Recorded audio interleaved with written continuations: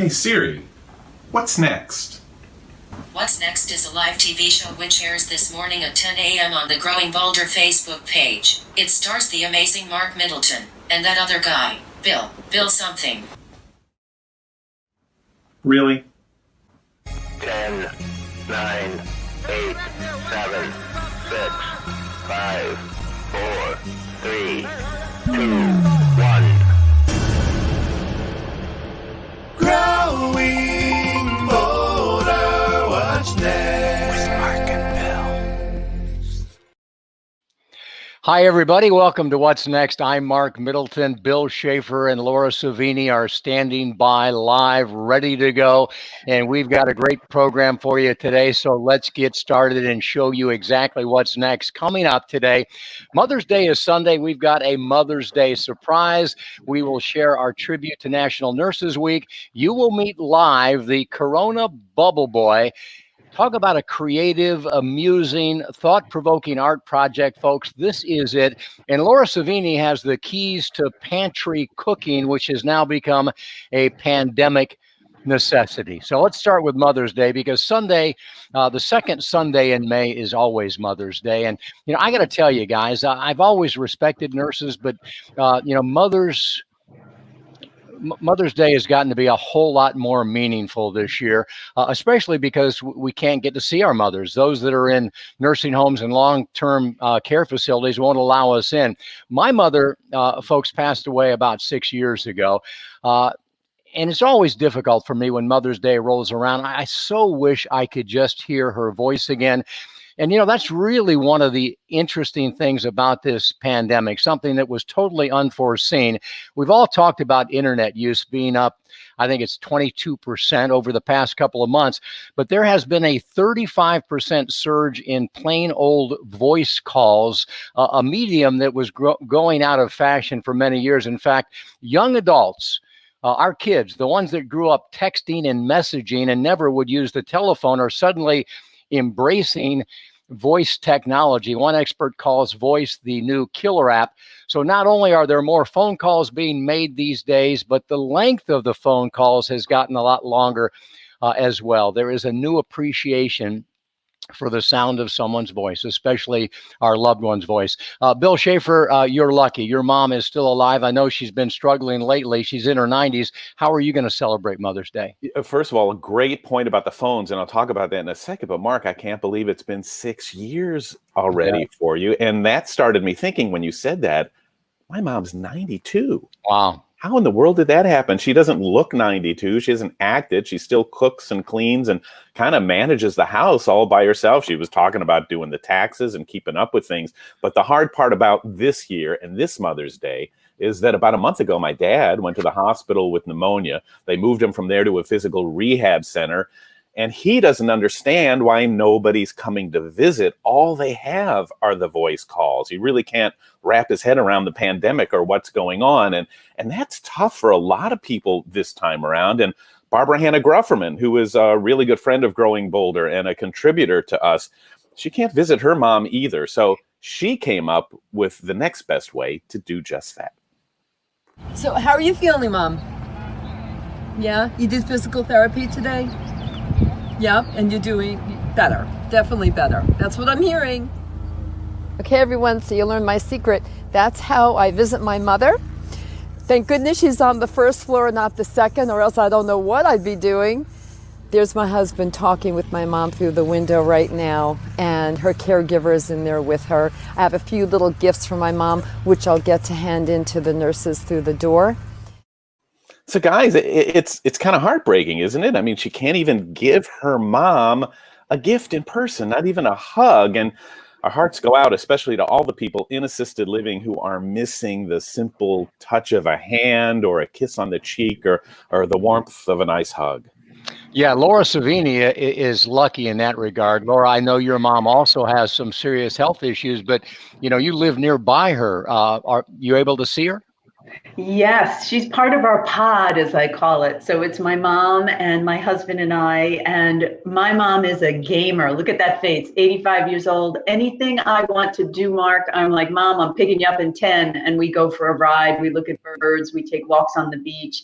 and she comes over and helps me cook.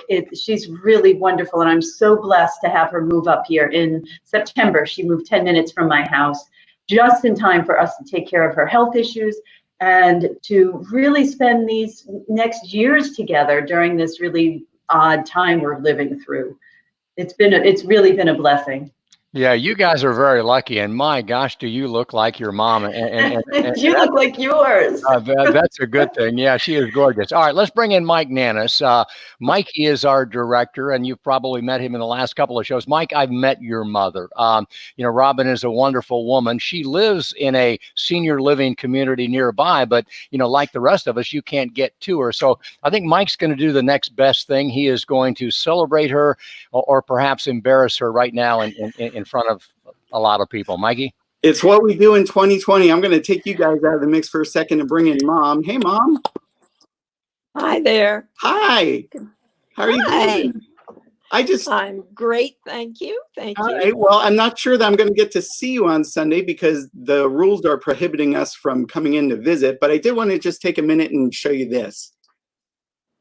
Oh, my baby. Just wanted to wish you a happy Mother's Day. I know things are a little bit more difficult for us this year, but that's something I dug up from the old family archives, man. I love it. I love it. Yes, but I just wanted to wish you a happy Mother's Day, and I have another surprise for you. I reached out to both of our sisters last night, so wave hello to Deborah and your sister, Aunt Lori, and hopefully they'll leave a couple of comments in the mix and wish you a happy Mother's Day and a happy Mother's Day to them as well, and to all of our mothers. That's great. That's great. Thank you. Was it everything you thought it was going to be when you embarked on this almost 50 years ago? With you, I'm now remember, I'm sitting right here. So blown away by everything that you do, continue to do, and God willing, I will be here for the next, I was saying 30, but I don't know, maybe I'll make it 40 years more. Well, I love hearing from you, of course, and I know we're in the middle of a live show, so I better bring the boss back in and a couple of others who are patiently waiting nearby. But I just wanted to say happy Mother's Day and thank you for joining us today. And happy Mother's Day. Happy Mother's Day, Robin. Thank you very much. Thank you. And thank you for allowing us to share that moment with you guys. I got a little verklempt. But yeah, Robin, you did a great job. You raised a fine man. So thank you for that. All right. Thank you. See you later. All right. Billy, Barbara Hannah Grufferman said that it's a good thing that her mother is on the first floor, or what would she do? We're going to show you what she could do. Take a look at this. This is 88-year-old Nick Aventis, who lives in Massachusetts. His wife, 61 years, has been staying in a nursing home for the past year. He went to visit her every single day, spent the entire day there. And all of a sudden, when the pandemic arrived, he couldn't see her anymore, and he was heartbroken. So their kids rented a bucket truck and lifted him to the third story. She opened the window, and then they were able to communicate for the first time in a month. And you know what they say, guys, love will find a way. And what a great story. Oh, if I did that to my eyes. If I did that to visit my mom, she would look out the window and go, "What are you doing?" It's a nice gesture, though. Let's move on. Last week on this program, I commented on those who think that older people are expendable, even disposable during this pandemic, and asked for your thoughts. And a couple of days later, we shared an article by a 90-year-old woman who's named Varda Yoren. And she wrote, quote, "As long as I'm still creative, as long as I still enjoy life, nobody has the right to write me off." And you agreed with Varda and me. In fact, Boone Sumantri wrote, "I'm 92 and recovering from a heart attack. I'm regaining my strength, endurance, and balance to prepare for the Tennessee Senior Olympics. Also, I plan to rejoin a fencing class, do some horseback riding, and I'm looking for a ballroom dance partner. So folks, ladies, if you're in Tennessee, look up Boone. Elizabeth Crofts told us, I'm 77 and I feel half that. There are still many books to read, songs to sing, people to cheer, love and serve, and many lands that I want to see. And we say amen to that, Elizabeth. And Juliac Moon wrote, my mother married her third husband at age 80. Boy, if you don't get it right the first time, keep trying. They were friends in the first grade and connected again just recently. She says this is the happiest she has ever been. So yeah, folks, it ain't over until we say it's over. Well, the pandemic has made all of us miss not just our families, but, colleagues, former friends, relatives, classmates, teammates, in many, many ways. Zoom reunions are happening all the time. In fact, I was involved in one just 2 nights ago. Wednesday night, there was our first really Zoom reunion of the Kili crew. 13 of the 16 people that summited Mount Kilimanjaro with me 6 years ago dropped in to catch up. We all climbed back then to support cancer survivors and cancer research. The group, in fact, included 4 cancer survivors. And of course, one of them is no longer with us. Our good friend and GrowingBolder colleague, Wendy Chioji, called Summiting Kili, this moment that you're looking at right now, the greatest moment of her life. And of course, we were all thrilled to share that with her. And I'm bringing this up because Wendy participated in multiple clinical trials because she believed that it was a way to give back, to add to the knowledge base that continues to grow and save others' lives. And I mentioned that because my tent mate during the climb was this guy, Doug Allman, a 3-time cancer survivor. This is me interviewing Doug in camp one day. At the time, he was the CEO of Livestrong.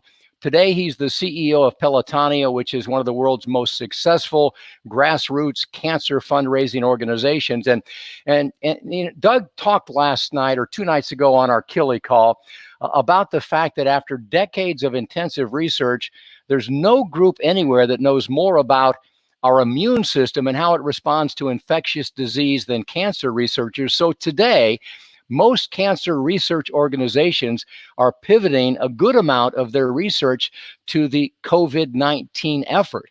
And all of these clinical trials that all of these cancer survivors have been involved in is adding to the database, the knowledge base that is helping push forward a search for a cure and a vaccine for COVID-19. So, guys, I like to think that Wendy is still not inspiring us just by what she did, but, the way she lived her life. And I know she'd be pleased to know that the clinical trials she participated in are helping right now as much as ever.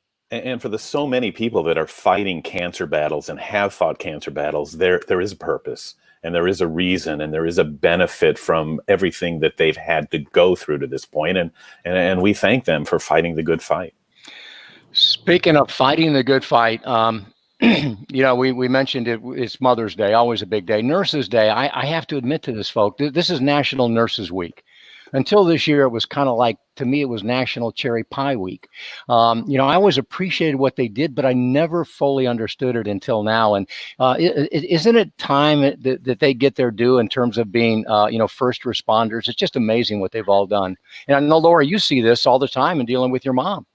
Yes, and my niece is a nurse, and she's been working on some of the front lines here in New York fighting COVID. And it's very trying. She's a young girl. She's only 27, 28, and that's some tough stuff to see. They are really brave, these nurses, and they go in there and they smile and they support their patients. And if you've ever been in a hospital, you're nowhere without the nurses. So we are thankful to them for sure.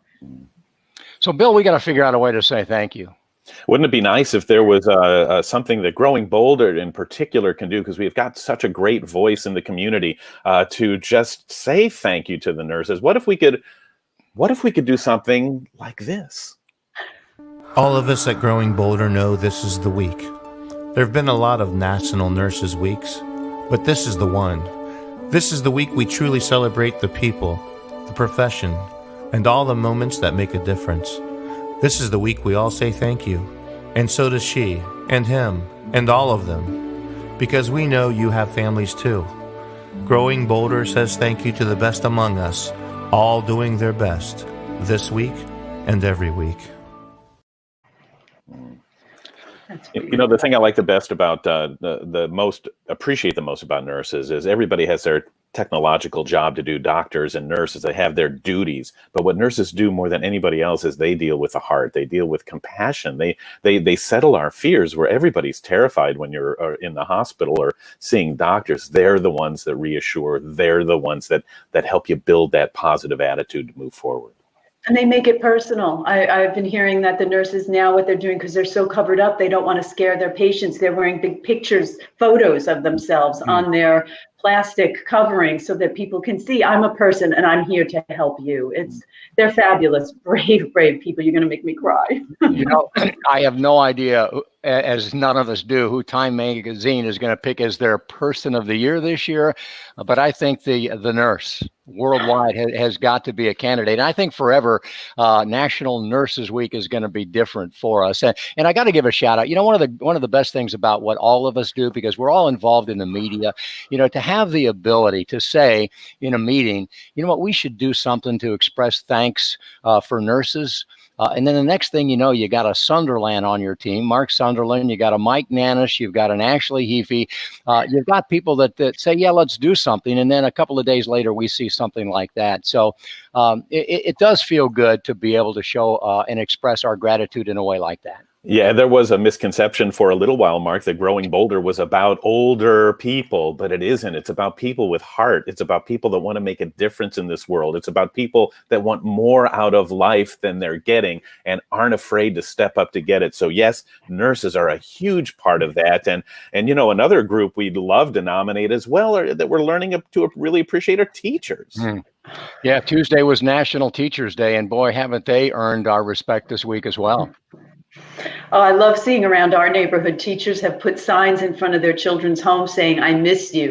And that's so helpful to the kid, to the student, because they feel so separated. Yeah, that's definitely a group we should be recognizing as well. Yeah, amazing. Especially, Mark, when it comes to all the people that are now homeschooling their kids. And oh my gosh, how do teachers do this with like 30 kids at a time?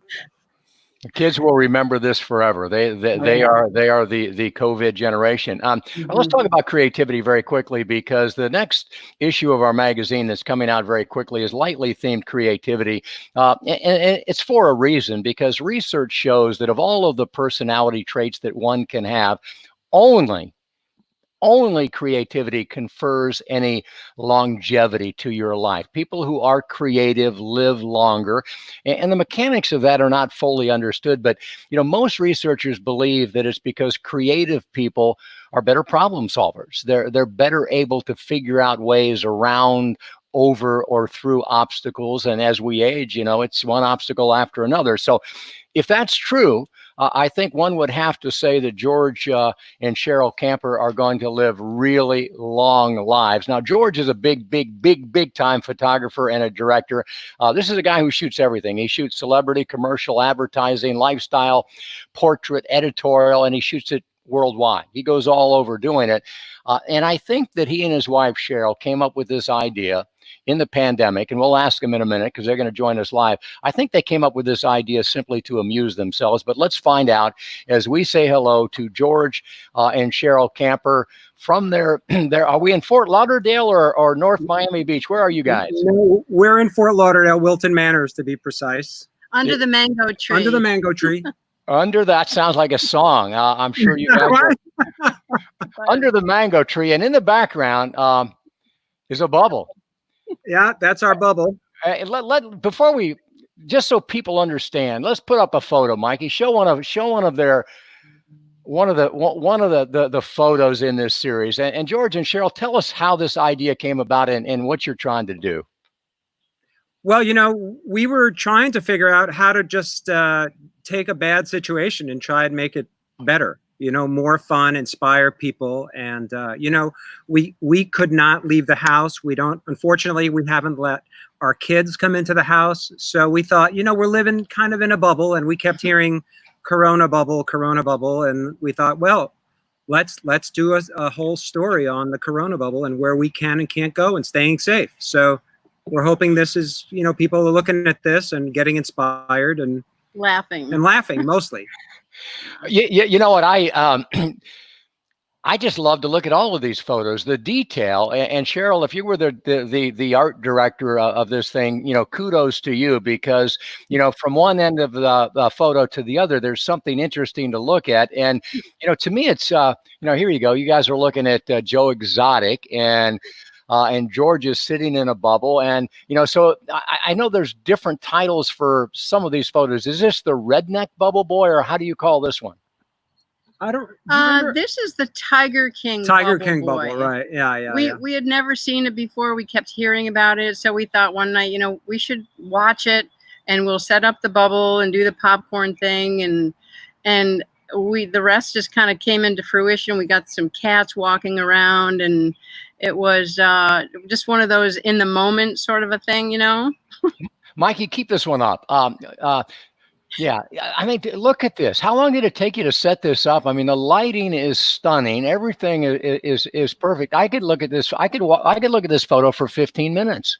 Well, I appreciate that. And really the trick for me is to take something that somebody thinks is very simple and to put in little details here and there, and to make the lighting as beautiful as I can, because that's what I do, So for me, going into this situation, it's complicated. You want the right outside light, you want the inside lights, you got to see the bubble. So, it takes a few hours to put it all together. And then of course we're trying to get the cats. And don't forget, the big thing is I'm always in the bubble and I'm the photographer.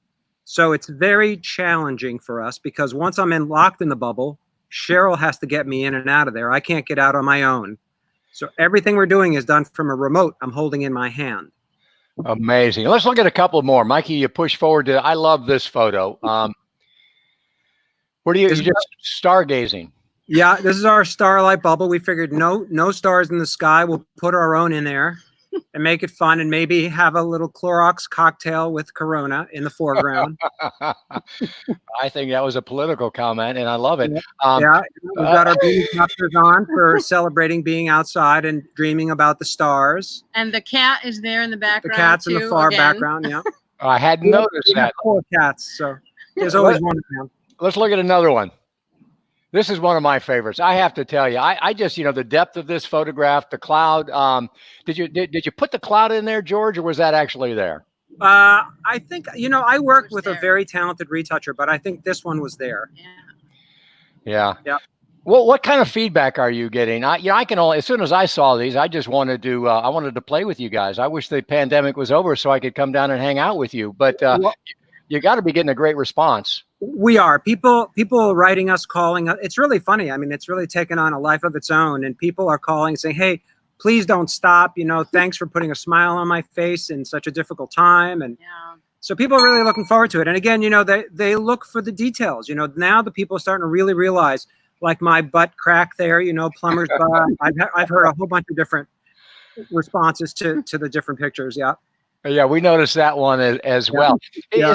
Is there a book? When I look at these together, it just screams book to me because, it's like I told you in an email, any one of these I think is brilliant, but this is truly an example where the whole is even greater than the sum of the parts. I think a coffee table book would be phenomenal. Well, thank you. Or a calendar. We're thinking maybe a calendar or something, who knows, or t-shirts could be fun, but... So tell me a little bit about you guys personally, because it's like I said, I want to hang out with you. Your relationship must be a lot of fun. Do you get to work together this closely all the time, or is this just the benefit of the pandemic? We do. We get to work together as often as we want, actually. He would like me there more often than sometimes when I'm available, but for the most part, I try and be there to support him and be his right hand, left hand sort of thing. And it's been about 35 years since we've worked together. So I met Cheryl as a model when we used to live up in Rochester, New York, and she was a big Kodak model, and I did a lot of photography there. I went to school there and got out of RIT, opened up a big studio, and that's where we met. At the time, she was married to somebody else, but that sort of changed. You're irresistible, George. We've been working together. It's phenomenal. And tell people how they can learn more about you guys. Give us a website or something where they can learn more. Well, easily georgecamper.com. Camper spelled Kamper. is the best place because that's where I have all my work. We're also on Instagram at George Camper, which is the easy place to see all of the pictures as well as my website. Well, we appreciate it. I wish we had more time. I just love talking to you guys. Congratulations on what you're doing, and thank you for what you're doing because we all need to smile, and you've provided a very interesting way to do it. So thanks a lot. Well, thank you. Thank you, Mark. Okay. It was Thank you, nice Mark. to see you. Take care. It was great. Thank you. Bill and Laura, what do you think about that? Was that fun or what? I was going to say, forget the mask. I want a bubble to go around in. I'd feel safer. We could keep our distance easily because we'd bang bubbles together. Can you picture the whole town walking around in bubbles? Might be the answer. I love that whole, it almost had like a 70s feel, right? Just that color scheme they were using and the lighting. It's genius. What a creative couple. Speaking of creativity, Bill. Yeah, creativity, definitely the key. And, without knowing it, we've all had to become so much more creative through this, especially in the kitchen, because all of a sudden it's not, what do you want to eat anymore? It's more like, what do we have to eat? And Laura Savini, that is an area where you really shine. Well, thank you. I've really sort of concentrated on that lately, Bill, because for us, we're not going out very often. I go shopping once a month and then maybe fill in. Somebody will drop some produce off for us or something because we really are trying to stay in the house. And for most of us, it's probably a good idea for the foreseeable future. So if you limit those trips to the grocery store, what do you do? What do you cook once you get past the fresh foods? Well, I have really concentrated on how you stock your pantry. And I think we have a picture of my pantry. You can see I was shopping last week. So I've really filled that up with all the things you're going to need. And there's an article that how to stock a modern pantry in the New York Times. And we're going to put that on our list later. So you can, there you go. You'll be able to find that article. Whoops, it's not on there. So we'll put that on the website, how to stock a modern pantry in the New York Times. And it goes through all the different ingredients that you need to have in there. So you start with your fresh ingredients and you use those first in your pantry. So those would be your berries and your salads and your fresh meats.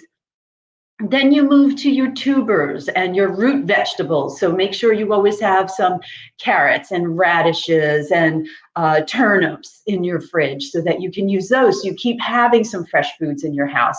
And then you keep your home stocked with frozen and canned vegetables. So maybe you do a fried rice or a soup and you throw a can of canned vegetables in there. Or maybe you're in the mood for a dessert and there's nothing in the house. What are you going to do? You have some frozen berries in the refrigerator, cook them up with a little squeeze of lemon, because you should always have lemons in your house. Put a little granola on top, and you've got this wonderful dessert with a little, I always keep that emergency can of fresh whipped cream in the house as well, so that you can have a treat when you want it.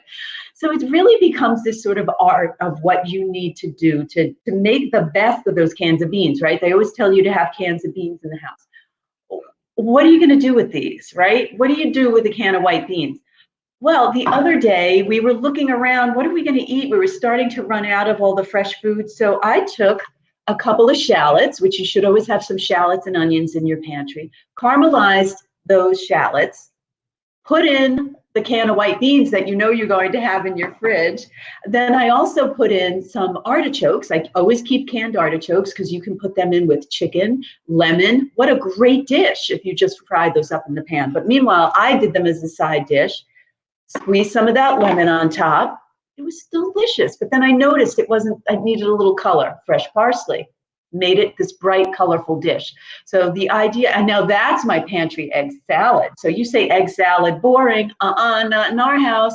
That in there has dried fruits, which we always keep in the house, fresh herbs. It has nuts. It has almonds in there. And then I had a box of crackers that had stuck around that somebody missed eating.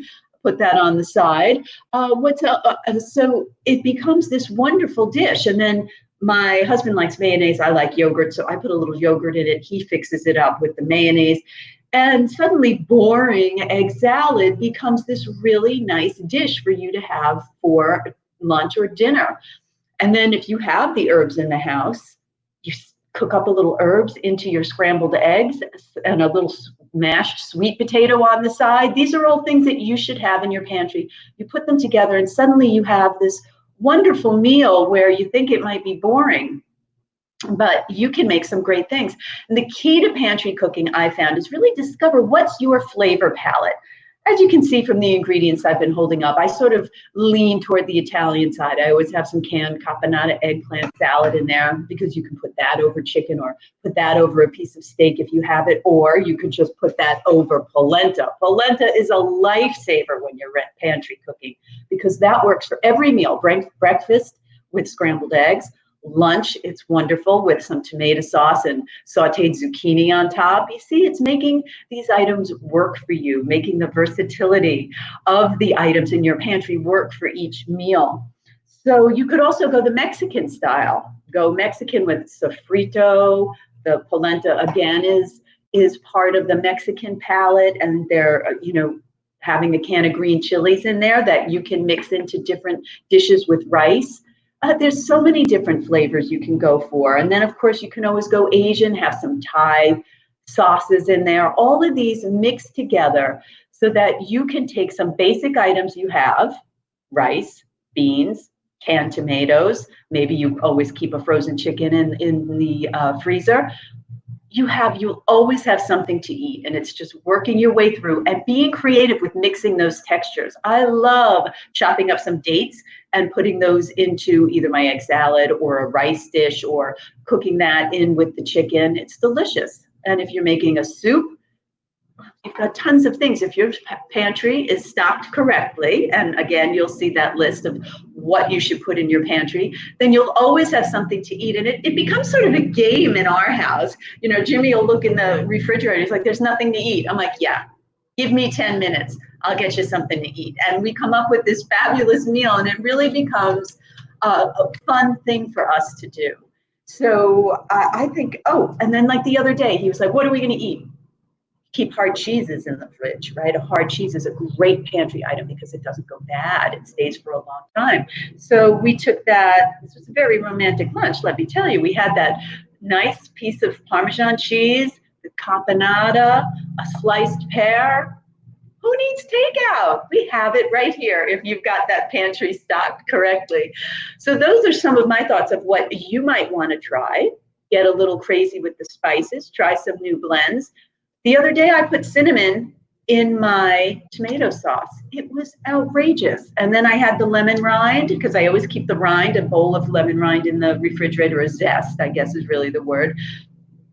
Put that on yogurt. I put that on our sweet potatoes, the mashed sweet potatoes. It brightens things up. So the whole idea is to get really creative with your textures, your spices, your color, and you end up always having something delicious to eat. We've not eaten out, Bill, in months now. Laura, thank you. Thank you for that, because you know what you did there? First of all, great tips and great ideas. But what you did is you've changed our mindset from being afraid to make a colossal mistake to being excited enough to give something a try and maybe come up with something different and good. So no mistakes, Bill. It's all about playing in the kitchen. A recipe is a guideline. Always keep that in mind. With pantry cooking, you look at it as a guideline. You don't have coconut milk? Well, I saw some almond milk back there, and there's some whole wheat flour. You just switch things around until you get the flavors you're looking for. It's awesome, Laura. Thank you for encouraging us to try new things, because really this whole time period we're in, it's kind of what we're doing. We all wish life was different. We wish we weren't going through this. We wish a lot of things. We wish we had more money, better health, more time. Well, we've got to have less pity and more party in our lives. Think about what you can do. Diana Nyad, remember her? She is a Growing Bolder contributor. She was the one who wanted to be the first to swim from Cuba to Florida. Well, she failed 4 times. And at the age of 64, she finally did it. And here's what she has to say about the power of attitude. Don't tell me I shouldn't be able to do it, that I can't do it at this age. And, who's to say that at age 80, I couldn't do something of that ilk. I don't know yet, but I judge for myself. I feel what I feel instead of somebody else telling me what my limitations are. And we can do the same in our lives. everybody can do the same. I think that, I've met so many people, like, you just hear the echo in my ears saying, oh, I could never do that. And I say to them, of course you could. Of course, I could never run a marathon. If you wanted to, you could. It might not be good for your knees, but just because you don't think that's in your, you even have the right to do it. That's what a lot of people feel like. I couldn't go to medical school. My father always told me I'm not smart enough for that. Well, forget your freaking father out of your life then and go to medical school. People should decide for themselves, not in a rebellious way. Not in an angry way, but just in a real way. Get real. What can you do? A lot more than you think. Do you love that, guys? I mean, that's her point. If there's something you want in life, nobody's responsible for it but you. Go get it. I love that, Bill. In fact, it's inspired me to share what's on my mind today, if that's okay. If you'll give me a moment to do that, because what's on my mind today, folks, is community, which is really defined as any group of people that share a common interest or a common goal. And obviously, unless you've been living in a vacuum, you know that the common interest, the common goal that we all share right now is trying to find a way to mitigate, to cure, or to create a vaccine for COVID-19. And, this common enemy is a painful and a powerful reminder to all of us that we are all the same, that every one of us is exactly the same. And I mean that literally, because 99.999% of our DNA, every human being alive, is exactly the same. And that 0.0001% difference is primarily some health issues in our appearance. And we allow that 0.001 difference to separate us. We are all very much the same. We are all very much part of the same community, our neighborhood, our state, our country, and everybody that lives, in the goal. So we have to stop paying attention to our differences and start understanding that we are all the same, whether we are black or white or Hispanic or Native American, whether we're rich or we're poor. Now, we are all exactly the same. And somehow, some way, we have allowed this pandemic to divide us. So let's all remember that we're all part of the same community. We have heard it a million times. It's gotten to be so trite, but it is true. We are all in this together. And let's understand that this is not the end of these common challenges that we will face. I mean, we face global warming. We face poverty. There will be more COVIDs. There will be more pandemics ahead.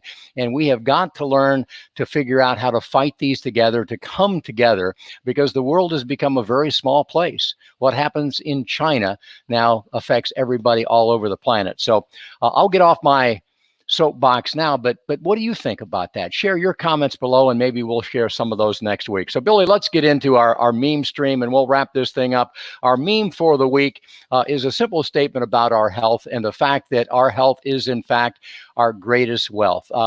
You cannot have one without the other. The two are inextricably linked.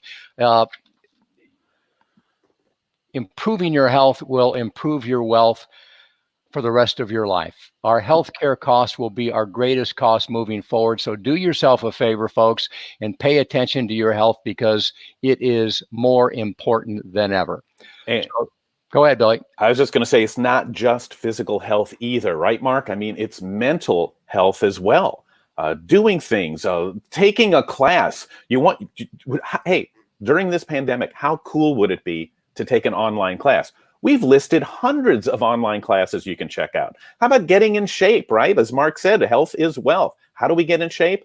Do you have 7 minutes? We've got a whole list of 7-minute workouts for you. So much to do, so much to explore right now. So where do you find it all? GrowingBolder.com. Go there, check it out. Find the box that says click on this, and you will unlock physical, mental, entertainment, information, resource riches that you can't believe. It's GrowingBolder.com. Please check it out. All right, Billy, great point. Laura Savini, thank you so much for playing with us again today. It's always fun, and we look forward to seeing you again next week. Will you be back? Oh, I'm coming back. I love you two, and this is a great content you all provide, so I'm glad to be part of it. You're sweet to say that. We greatly appreciate it, folks. Remember that all the money in the world cannot buy you good health, but good health will in fact save you hundreds of thousands of dollars over the rest of your life. So no matter what, take care of yourself today. Have a great week, and we'll see you again next week when we talk about what's next. Growing